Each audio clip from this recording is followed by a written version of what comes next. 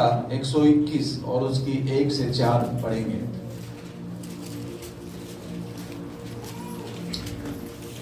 परमेश्वर हमारा रक्षक है, इस पर अगर देखें तो भजन संहिता 121 का जो टोपी के ऊपर जो विषय जो टाइटल है वहां लिखा हुआ वो है परमेश्वर हमारा रक्षक है।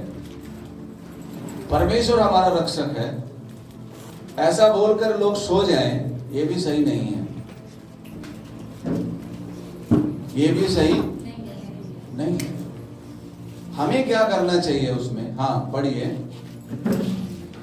मैं अपनी आंखें पर्वतों की ओर लगाऊंगा, मुझे सहायता कहाँ से मिलेगी? हाँ, मुझे सहायता एक क्वेश्चन है यहाँ पर। अगर आप अपनी बाइबल में ध्यान से देखोगे तो यहाँ पर क्वेश्चन आता है, बहुतों के लाइफ में क्वेश्चन है, मुझे अच्छी नौकरी कब मिलेगी, मेरा घर कब बनेगा, मैं सेवा में कब अच्छा इस्तेमाल होऊंगा, मेरा विवाह कब होगा, मेरा प्रमोशन कब होगा, बच्चे कब होंगे, बच्चों की शादी कब होगी। बहुत सारे क्या हैं क्वेश्चन मार्क है, बहुत सारे। और उस सारे क्वेश्चन मार्क का जवाब जो है वो सेकंड आयत में है, मुझे सहायता यहोवा की ओर से मिलती है। मुझे सहायता यहोवा की ओर से मिलती है। ये हम जानते हैं, सच में हम जानते हैं कि मुझे सहायता कहां से मिलती है। ये हम जानते हैं, हम पढ़ते हैं, इसे पढ़ा है हमने, सुनते हैं हम। मेरी सहायता कहां से मिलेगी? यहोवा की ओर से। हाँ, जो आकाश और पृथ्वी का करता है, जो आकाश और पृथ्वी का, जिससे मुझे सुरक्षा मिलेगी, जिससे मेरी सहायता आएगी, वो कोई साधारण नहीं है, वो असाधारण है, जिसने आकाश और पृथ्वी को बनाया। इसका मतलब समझते हैं, आकाश में जो कुछ भी है वो परमेश्वर ने बनाया है, पृथ्वी पर हम जो कुछ देखते हैं वो परमेश्वर ने बनाया है। पेड़ पौधे, आकाश में तारे, सूरज, चांद, वो सब परमेश्वर ने बनाया है अपने वचन के द्वारा। तो वो आपके जीवन में भी अपने वचन के द्वारा बहुत कुछ बना सकता है। हाँ आगे। वह तेरे पांव को टलने न देगा, तेरा रक्षक कभी न ऊँघेगा। सुन, इज़राइल का रक्षक न ऊँघेगा और न सोएगा। हाँ, हमारा जो रक्षक है वो कभी भी नहीं सोता है और कभी भी ऊँघता नहीं है, उबासी भी नहीं लेता है वो। चल भाई, कभी ऐसा परमेश्वर हमारा, ऐसा रक्षक है हमारा। दुनिया के में जो रक्षक है, फोर्स है, वो कभी ना कभी सोती है, लेकिन हमारा जो रक्षक है, सेनाओं का यहोवा जो है, वो कभी भी नहीं सोता है।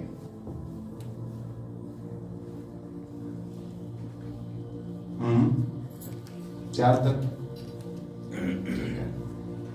अब 3 या 4 बातें हम इसमें देखेंगे।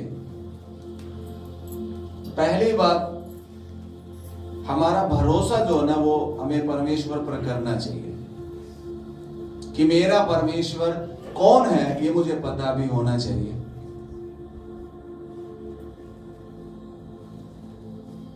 मेरी सहायता वहां से आएगी, इतना बोलकर अब मेरे को ये नहीं कि मैं अब अपनी मस्ती में मस्त हूं। अब मुझे क्या करना है?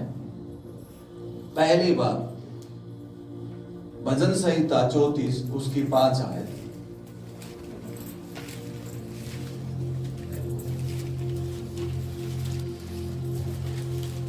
जिन्होंने उसकी ओर दृष्टि की उन्होंने ज्योति पाई और उनका मुंह कभी काला न होने पाया। जिन्होंने अपनी आंखें जो है अपने रक्षक की ओर, अपने परमेश्वर की ओर लगाई है, उनके मुंह कभी भी काले, वो कभी भी लज्जित।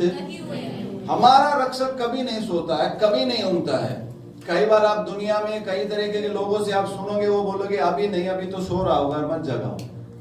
पर हमारा परमेश्वर कभी भी नहीं सोता है। आप किसी भी पहर में उसकी ओर लगाएंगे, वो हमें देखता होगा, वो हमें सुनता होगा। आमीन। किसी भी समय, चाहे रात के 12 बजे। कई बार लोग ऐसा बोलते हैं कि ये पहर परमेश्वर का नहीं है, ये पैर तो और किसी का है। पर आपको पता है हर पैर परमेश्वर के है, हर पैर हमारे परमेश्वर के, क्योंकि हमारा परमेश्वर किसी भी पैर नहीं सोता। हमारा परमेश्वर किसी भी पैर नहीं सोता है। तो अब हमें अपनी आंखें हर समय कहां लगानी चाहिए? हमें पता है हमारा परमेश्वर सामर्थी है, हमें पता है। देखिए हमारी आंखें उसकी ओर लगी रहनी क्यों जरूरी है? क्योंकि देखो बहुत से दुनिया में लोगों की आंखें तीर्थ स्थानों पे लगी होती हैं।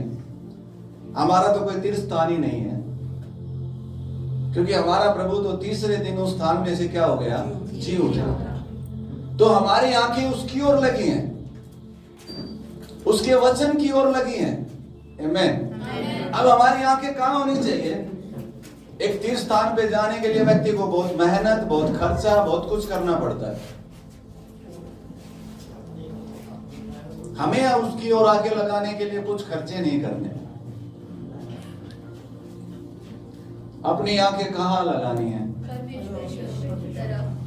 परमेश्वर की तरफ लगानी है, उसकी ओर अपनी आंखें लगानी है। आपको जो चाहिए उसकी ओर आंखें लगानी है। आप डॉक्टर के पास जा सकते हैं, पर आंखें डॉक्टर की ओर नहीं लगानी है। आपको धन की जरूरत है, आपकी आंखें बैंक की तरफ नहीं लगी होनी चाहिए, आपकी आंखें उसकी तरफ लगी होनी चाहिए।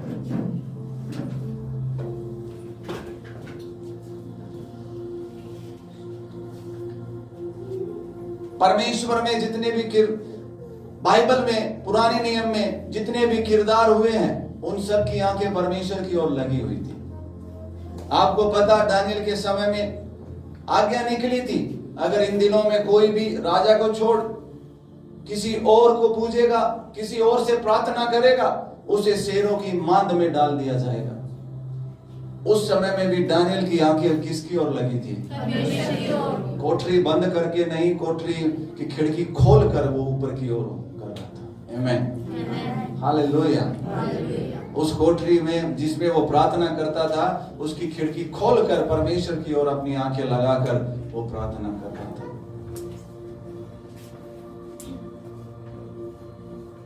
परिस्थितियां कुछ भी आ जाएं, हमारी आंखें वहां से नहीं हटनी चाहिए। हमारी आंखें वहीं लगी होनी चाहिए। हमारी प्रार्थनाएं चलती रहनी चाहिए। समझिए आप, कुछ भी थोड़ा बहुत इधर उधर आते ही सबसे पहले आंखें वहीं से हटती है। सबसे पहले व्यक्ति प्रार्थना से हट जाता है। प्रार्थना में मन नहीं है, प्रार्थना नहीं कर पा रहा हूं। क्यों नहीं कर पा रहे प्रार्थना? पता है, क्योंकि उनका मन शेर की मांद में चला गया, उनका मन समस्या में चला गया, उनका मन उस गोलियत की तरफ चला गया, उनका मन इधर उधर चला गया। जिनका मन यीशु की ओर लगा रहेगा वो प्रार्थना करेंगे, क्योंकि उन्हें पता है सहायता वहीं से आएगी, सहायता वहीं से आएगी।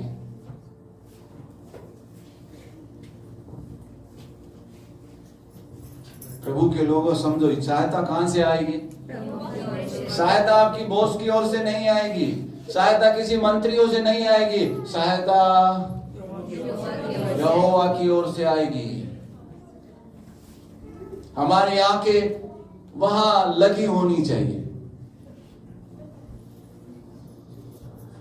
बाइबल बताती है जब पतरस और चेले नाव में, झील में नाव में जा रहे थे उस पार, और वहां पर तूफान आ गया, लहरें उठने लग गई।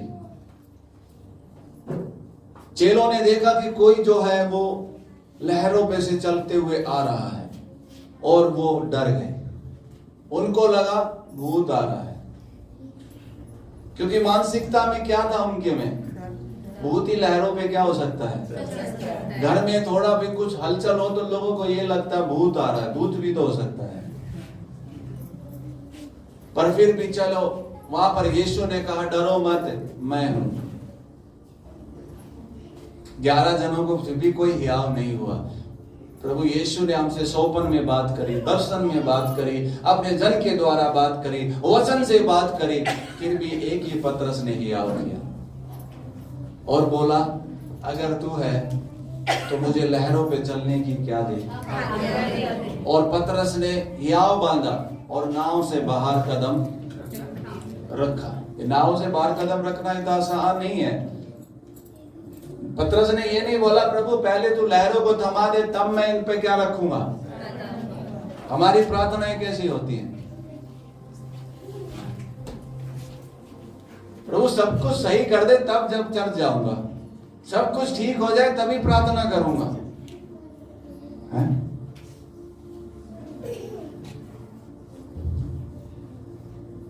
लहरें क्या है?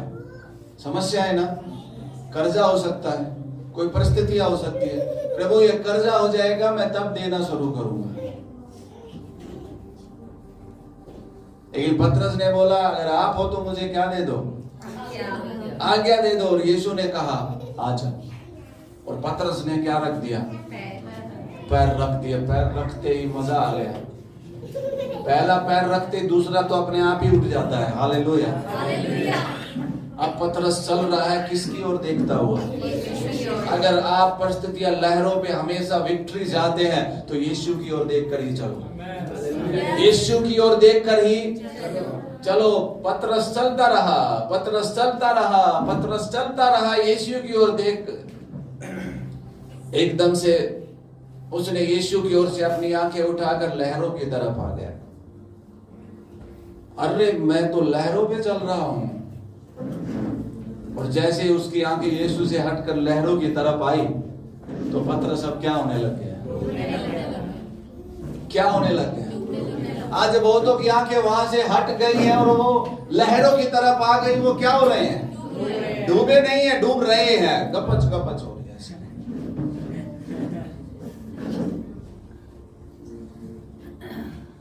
पुकार रहे हैं मामा, एसबीआई, डॉक्टर। पतरस ने 11 चेलों का नाम नहीं लिया वहां पर। पतरस ने किसको पुकारा? किसको पुकारा? किसको पुकारा? अगर लहरें आपको डुबोने की कोशिश करें मैं तब भी कहना चाहता हूं यीशु को ही पुकारो। यीशु को ही पुकारो। अपनी आंखें उसकी ओर ही लगाओ क्योंकि उसका हाथ हमें हमेशा बचाने के लिए तैयार है। क्योंकि पतरस इस बात को जानता था चेलों का हाथ नहीं बचा पाएगा, यीशु का हाथ ही बचा सकता है। आमेन, आमेन। पवित्र आत्मा आपसे बात कर अपनी आंखें यीशु पर लगाने का मतलब होता है निरंतर प्रार्थना करना। आपने बाइबल में पढ़ा मांगो तो तुम्हें दिया जाएगा, मांगो तो तुम्हें, ढूंढोगे तो तुम, खटखटाओगे तो तुम। देखिए मांगना एक जगह बैठकर हो सकता है, ढूंढना एक जगह बैठ के नहीं होता है। पिछले दिनों में ये प्रकाशन मेरे पे प्रभु ने खोला।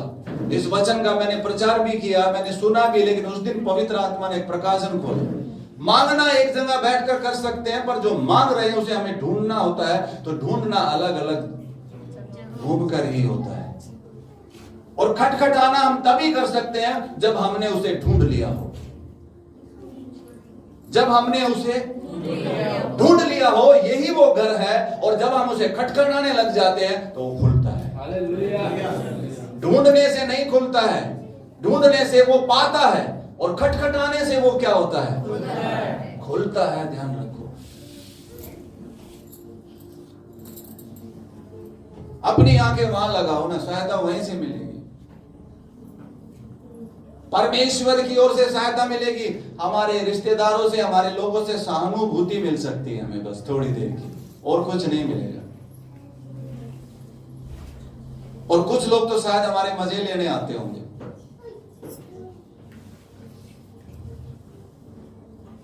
अपने समय को खराब मत करो और आपके समय के खराब करने वाले लोगों से भी बचोगे। सीधी बात। अगर आप चाहते हैं परमेश्वर की ओर से आपका प्रबंध आए तो पहली बात आपको क्या करना है?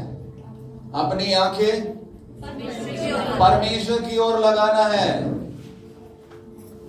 अपनी आंखें आपको प्रार्थना में बैठना है। ये मत बोलना मेरा प्रार्थना का मन नहीं है। नहीं, आपका मन प्रार्थना का होना चाहिए, क्योंकि सहायता तो वहीं से आएगी। और जहां से सहायता आए उसकी ओर व्यक्ति ना बढ़े, ऐसे कैसे हो सकता है? आपको पता है कि आपकी सहायता ये व्यक्ति कर सकता है, तो कभी आप ऐसा सोचते हैं ना मैं इसके पास ना जाऊं, मेरा मन नहीं है? बच्चे सबसे ज्यादा किसके आने से खुश होते हैं पता है? जो उनके लिए चॉकलेट लाता है। बाकी चाहे कोई रिश्तेदार आ जाए कोई फर्क नहीं है, लेकिन जो रिश्तेदार उनके लिए चीज लेकर आता है, गिफ्ट्स लेकर आता है, उनके आने पर क्या होता है? वो जब पता चल जाए ना वो वाली बुआ आ रही है, खिल जाएगा चेहरा। गिफ्ट देने वाली बुआ, चेहरा क्या हो जाएगा? एक बार तो जरूर आएगा चेहरा दिखाने के लिए, और फिर जब वो जा रही होगी तब भी आएगा, क्योंकि तब भी कुछ हो सकता है।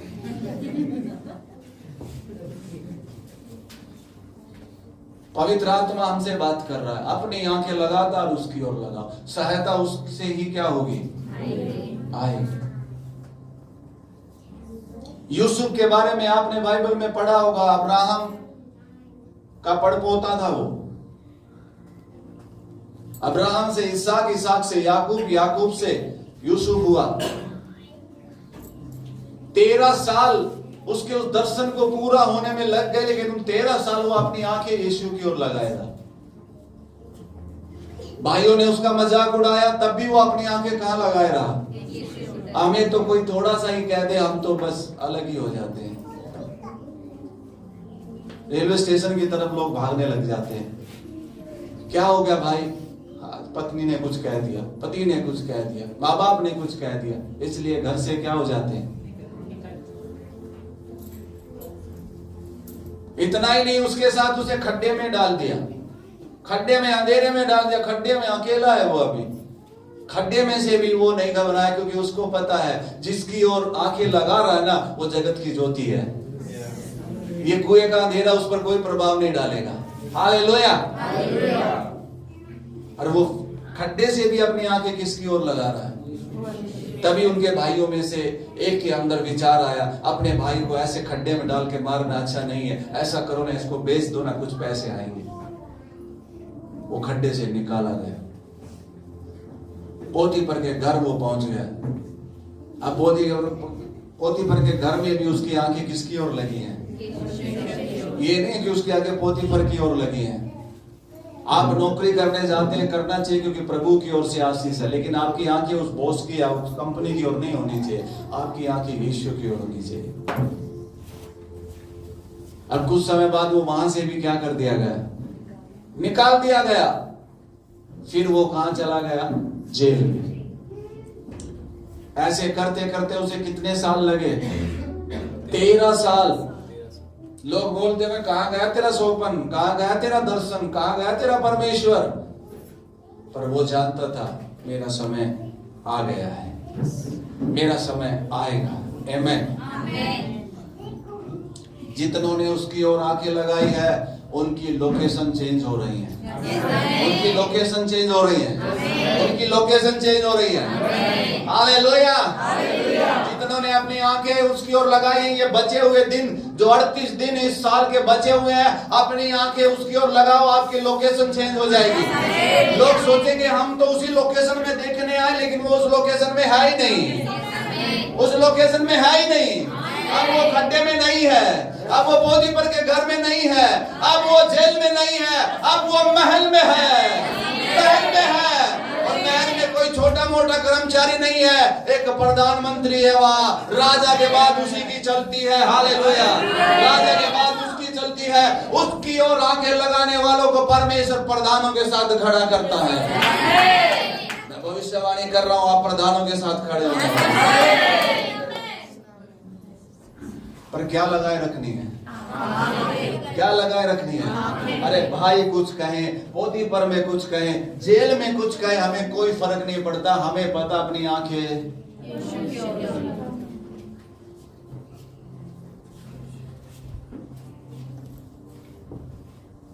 दूसरी बात, भजन संहिता 34 उसका 10। जवान सिंहों को तो घटी होती है और वे भूखे भी रह जाते हैं, परंतु यहोवा की खोजियों को किसी भली वस्तु की घटी न होगी। यहोवा के खोजियों को किसी भली वस्तु की, कौन सी वस्तु की? कौन सी वस्तु की? भली वस्तु की घटी नहीं होगी। किसको नहीं होगी? हाँ, कोई भी भली वस्तु आपके पास आ रही है। भली वस्तुएं आपके पास आ रही है, पर किनके पास? जो उसके क्या है? जो उसके क्या है? दूसरी बात, अगर आप अपनी आंखें उसकी ओर लगाए रहे हैं, आप उसे लगातार खोजना शुरू करें। आप लगातार उसे खोजना शुरू करें। परिस्थिति कोई भी क्यों ना हो, लगातार आप उसे क्या करना शुरू करें? अब खोजना है तो हमें घूमना पड़ेगा। अब घूमने के लिए आपको शहर में जाने की जरूरत नहीं है, आप वचन में उसे खोजिए। आमीन। जब परमेश्वर ने बात करा, इजरायलियों से बात करता था, बोलता था परमेश्वर मैं अब्राहम और इसहाक और याकूब का क्या हूं? आपको पता है ये तीन बातें एक सेकंड में नहीं खत्म होती हैं।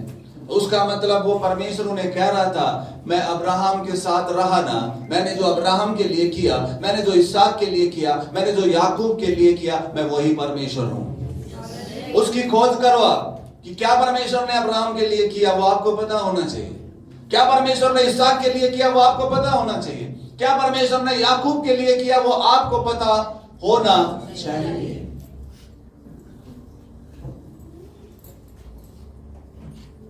जब आपको पता चलेगा तब आपका हियाव बढ़ेगा, आपको विश्वास आएगा कि मेरा परमेश्वर कौन है। प्रभु अपना परिचय दे रहा उन्हें देने की जरूरत पड़ी, क्योंकि लोग डरे हुए, लोग परेशान ऐसे सोचते। तब बोला मैं वही परमेश्वर हूं जो अब्राहम के साथ था।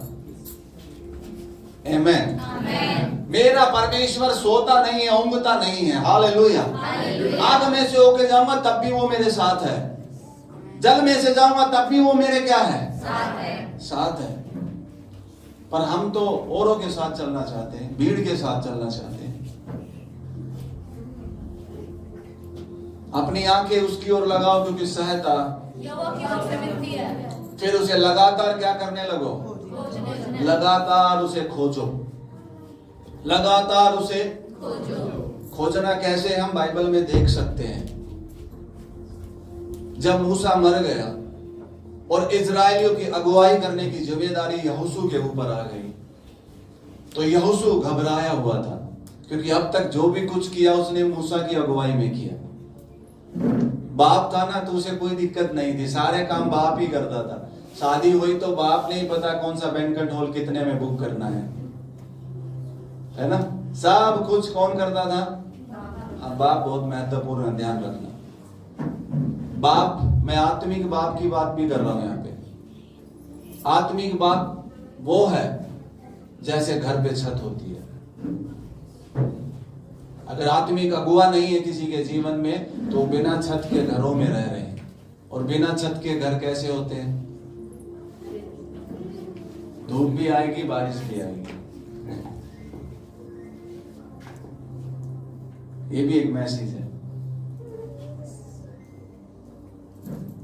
केवल दीवार नहीं है, छत भी होनी चाहिए। हालेलुया।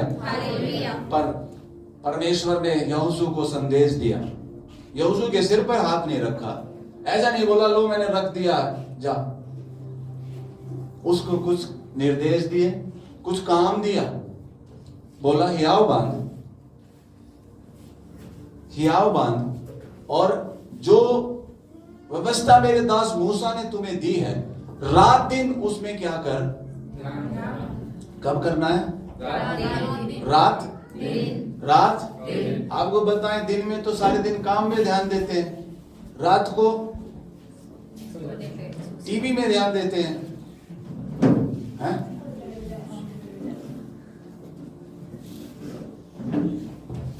गपशप में ध्यान देते हैं। किसमें ध्यान देना चाहिए हमें? परमेश्वर ने यहोशू से क्या कहा? किसमें ध्यान कर? कब कर? रात और दिन किसमें ध्यान कर? जब परमेश्वर यहोशू से ये बात कह रहा, ये कितना महत्व रखता है, इसके महत्व को मुझे और आपको समझना चाहिए, इसके मूल्य को मुझे और आपको समझना चाहिए। सुअर मोतियों के मूल्य को नहीं जानता, कलीसिया को वचन के मूल्य का पता होना चाहिए।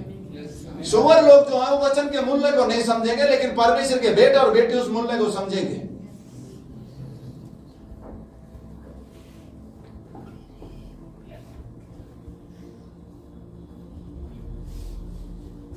परमेश्वर के बेटे और बेटी उसके मतलब को, उसके महत्व को, उसकी मूल्य को क्या करेंगे? इसलिए उन्हें कुछ भी ना मिले तो वो कहेंगे हमें वचन चाहिए। तो रात दिन क्या करो उसमें? हमारा ध्यान कहाँ है भाई? आप सोचो, हमारा ध्यान जुगाड़ों में रहता है। कैसे जुगाड़ हो जाए भाई? इस महीने यहां से पैसों का जुगाड़ हो गया था, अगले महीने कहां से होना देख लेता हूं। SBI तो ना दे रहा, HDFC देख लेता हूं।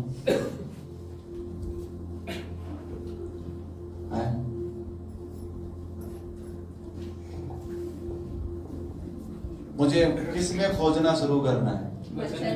किस में? बाइबल लेके जाना काफी नहीं है, बाइबल में खोजना शुरू करो भाई। प्रभु में विश्वास में आते ही पता क्या बोलेंगे? हमें बाइबल दे दो बस। बाइबल लेंगे क्या करें? घर पे रखेंगे, रख के तकिए के नीचे सो लिया करेंगे, सपने नहीं आएंगे बुरे। तकिए के नीचे रखने से कुछ भी ना होता। अगर ऐसा ही कुछ होता तो बाइबल तो बस इंग्लियों में हर जगह घर में कहीं ना कहीं तो रखिए, कुछ तो हो ही ना जाना था। अगर आप चाहते हो इस लिखे हो के द्वारा कुछ हो, तो कोई होना चाहिए जो इस पर ध्यान देना शुरू करे। रात और सुबह उठते तो भागा दौड़ी रहती है, ऑफिस जाना है, ऑफिस जाना है। शाम को आए, थोड़ा सा टाइम मिला है, वो टीवी में चला गया, थोड़ा बहुत परिवार में चला गया, फिर कोई पड़ोस में से आके क्या हो गया? आजा भाई मैं उधर जा रहा हूं, आप भी आ जाओ। अरे भाई मैं फालतू नहीं हूं, मुझे बहुत काम है। मुझे जाकर अपने वचन में क्या करना है? खोजना है। अपने कमरे में जाकर वचन में क्या करना है? खोजना है। तो रात दिन जब इसमें ध्यान करेगा तो तेरे सामने कोई खड़ा नहीं रह पाएगा। तू सफल होगा, तू प्रभावशाली होगा। आमीन। जैसे मैं मूसा के साथ रहा, वैसे ही मैं तेरे संग भी क्या करूंगा?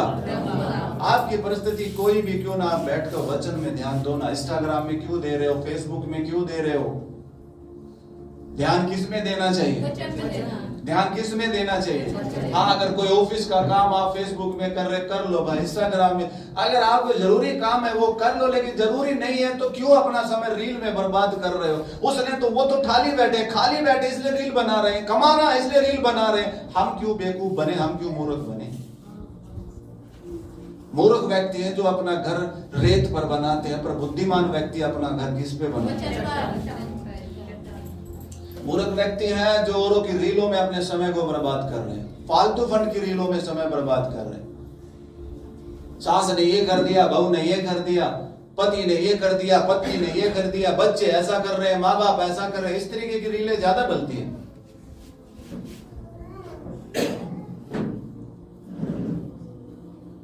आप अच्छी सास चाहते हैं तो वचन में खोजना शुरू करो। आमीन। तो जब आप खोजना शुरू करोगे आप अच्छी बहू बन जाएंगे। आमीन। आप अच्छे पति बन जाएंगे, आप अच्छी पत्नी बन जाएंगे, आप अच्छे बच्चे बन जाएंगे, आप अच्छे माँ बाप बन जाएंगे, आप एक अच्छे पड़ोसी बन जाएंगे। क्या करना शुरू करो? वचन में खोजना शुरू करो। कई बार लोग संडे को नहीं आते, कोई काम होता है, बड़ा कहते हैं एक ही दिन तो मिलता है। क्या हम संडे प्रभु को एक दिन देते हैं? कहाँ देते हैं? 3 घंटे में ही ऐसा लगने लग जाता है। कितनी देर होगी पास्टर जी ने? कब खत्म करेंगे? और लेकिन हम जब बैठे होते हैं, गप सप चल रहा होता तो कोई टाइम ना दिखता। 12 बज गए, जा कॉफी बना लो क्योंकि अभी तो और भी बाकी है।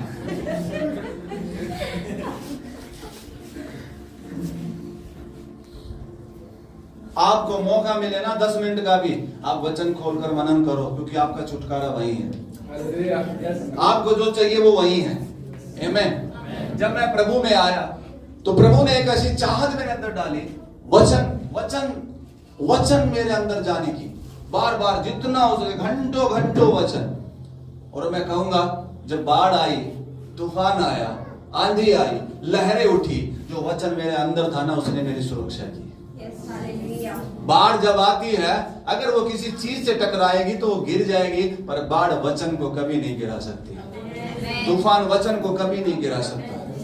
लहरें वचन को कभी भी नहीं, क्योंकि बाइबल में लिखा ना तो आकाश ना ही पृथ्वी, दोनों का चिन्ह दिया, आकाश टल जाएगा और पृथ्वी टल जाएगी, लेकिन मेरा वचन, मतलब ना तो आकाश उसे टाल सकता और ना ही पृथ्वी उसे, ना ही आकाश में आने वाली आपदा उसे हटा सकती है और ना ही पृथ्वी से उठने वाली आपदा उसे क्या कर सकती है।